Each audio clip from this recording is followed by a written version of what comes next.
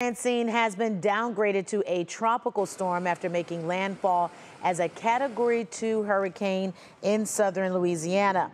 According to the National Hurricane Center, it made landfall in the parish of Terrebonne with winds around 100 miles per hour. A state of emergency has been declared in Louisiana and also in Mississippi. Let's bring in Matt Wintz. He's been keeping an eye on Francine. And Matt, where does the storm go from here? Yeah, well, it's heading northward, Danita, but the good news is it's starting to weaken a little bit. So it's really fallen apart since yesterday. This is yesterday afternoon, 5 o'clock, as you mentioned, Category 2 as it came inland. Well circulating center there. You can see the eye wall even came in, and then the whole thing kind of spreads out. Once it hits land, that friction takes a hold of it, and it just kind of frays itself out.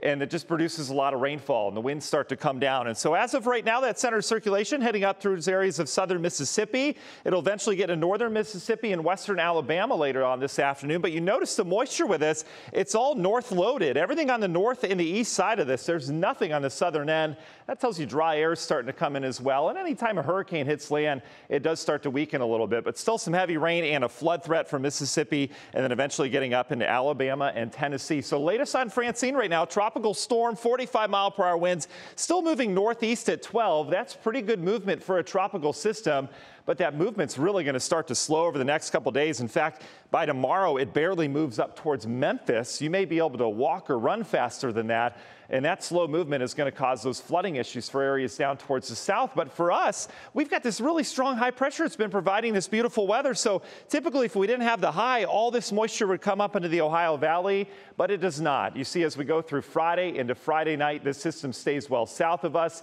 And in terms of rainfall, that's where all the rain's going to be as well, south of us. We do need the rainfall. We'll talk about some rain in the forecast coming up in just a little bit. Danita? Yeah, the grass needs some rain right now. It sure does. All right, thank you, Matt.